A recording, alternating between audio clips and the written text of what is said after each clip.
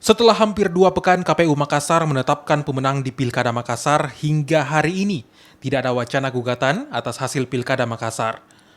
Komisi Pemilihan Umum Makassar pun optimis hasil Pilkada Makassar tidak akan berlanjut ke Mahkamah Konstitusi.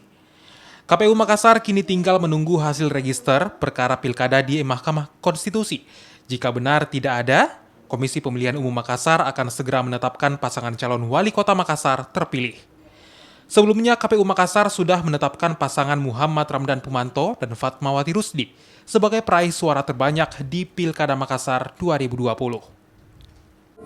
Untuk sejauh ini yang kami dengarkan dan yang kami tahu informasinya belum ada satu paslon pun yang melakukan gugatan di Mahkamah Konstitusi.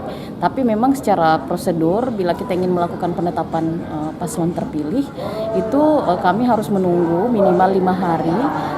Maksimal 5 hari, maksud saya itu setelah Mahkamah Konstitusi menyampaikan kepada KPU permohonan sengketa yang terregister di dalam buku register perkara yang ada di Mahkamah Konstitusi. Jadi untuk tanggal penetapan calon terpilih kita menunggu pemberitahuan dari Mahkamah Konstitusi. Bila pemberitahuan itu sudah ada, maka dari situ kemudian kami menjadikannya dasar untuk melakukan penetapan tanggal.